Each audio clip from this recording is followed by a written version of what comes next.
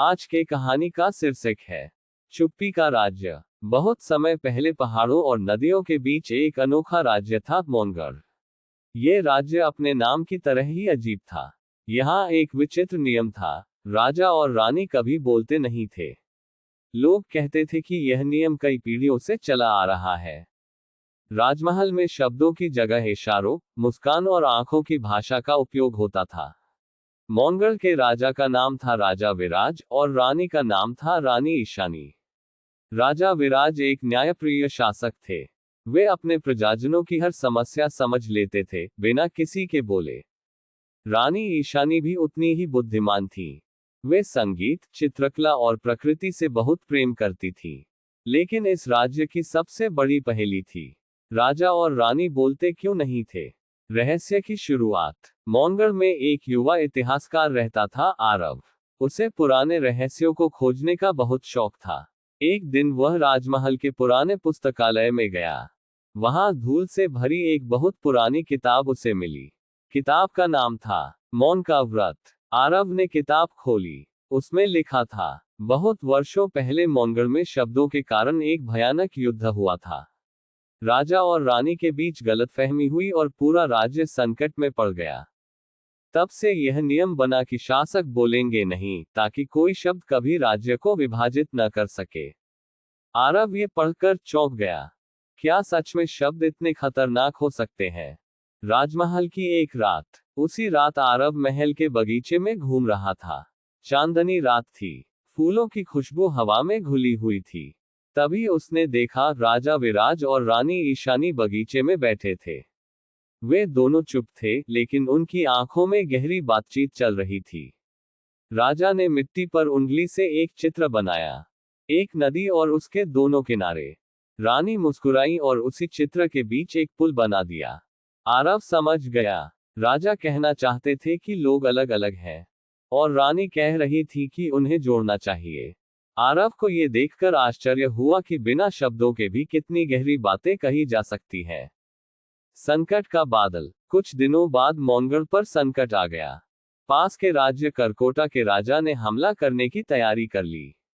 उसे लगता था कि मोनगढ़ कमजोर है क्योंकि उसके राजा बोलते नहीं। मंत्री परिषद में अफरा तफरी मच गई। एक मंत्री ने कहा, महाराज को सेना को आदेश देना चाहिए। लेकिन राजा विराज शांत बैठे रहे। उन्होंने एक कागज पर सिर्फ एक शब्द लिखा, विश्वास। फिर उन्होंने वह कागज सेना के प्रमुख को दे दिया। सेनापति ने राजा की आंखों में देखा और समझ गया कि क्या करना है। रानी की योजना। रानी ईशानी ने भी एक योजना बनाई। उन्होंने राज्य के कलाकारों, किसानों और व्यापारियों को बुलाया। सबको आश्चर्य हुआ, युद्ध के समय ये सब क्यों? रानी ने एक विशाल चित्र बनवाया, एक ऐसा चित्र जिसमें मोनगढ़ की एकता, प्रकृति और खुशहाल जीवन दिखाया गया। फिर उन्होंने उस चित्र को करकोटा राज्य में भेज दिया। चित्र के साथ सिर्फ एक पंक्ति लिखी थी, जहां लोग खुश हों, वहां युद्ध क्यों? अप्रत्याशित परिणाम। जब करकोटा के राजा ने वह चित्र देखा, तो वह कुछ देर तक चुप रहा। उसने अपने सैनिकों से पूछा, क्या सच में मोनगढ़ ऐसा है? सैनिकों ने कहा, हाँ महाराज, वहां लोग बहुत खुश हैं। करकोटा का राजा सोच में पड़ गया। उसे एहसास हुआ कि वह एक ऐसे राज्य पर हमला करने जा रहा है जो शांतिप्रिय है। आखिरकार उसने युद्ध रद्द कर दिया। राज्य में उत्सव। जब यह खबर मोनगढ़ पहुंची, तो पूरा राज्य खुशी से झूम उठा। लोगों ने दीप जलाए, नाच गाना किया। लेकिन सबसे अद्भुत दृश्य महल में था। आरव ने देखा कि राजा और रानी बालकनी में खड़े हैं। प्रजा जोर जोर से जयकार कर रही थी। तभी अचानक राजा विराज ने धीरे से एक शब्द बोला, धन्यवाद। पूरे महल में सन्नाटा छा गया, क्योंकि सदियों बाद पहली बार मोनगढ़ के राजा ने बोलकर कुछ कहा था। रानी ईशानी मुस्कुराई और बोली, कभी कभी शब्द भी जरूरी होते हैं। मौन का नया अर्थ। उस दिन के बाद मोनगढ़ का नियम बदल गया। अब राजा और रानी बोल सकते थे, लेकिन उन्होंने एक नई परंपरा शुरू की।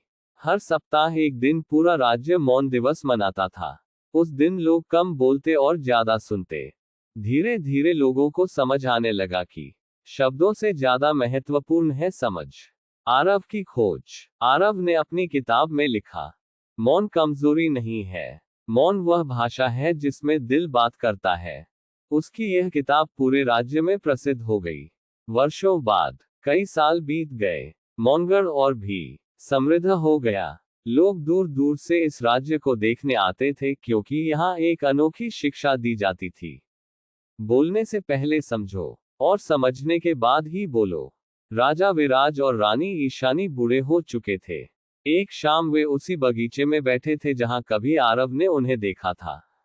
राजा ने फिर मिट्टी पर एक चित्र बनाया, इस बार एक पेड़। रानी ने उस पेड़ पर बहुत सारे पत्ते बना दिए।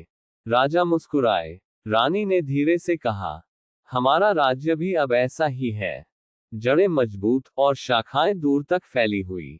राजा ने उत्तर दिया, और इसकी छाया में लोग सुरक्षित हैं। दोनों कुछ देर तक चुप बैठे रहे। सूरज धीरे धीरे पहाड़ों के पीछे डूब रहा था, और उस शांत क्षण में मौनगढ़ का असली रहस्य समझ में आता।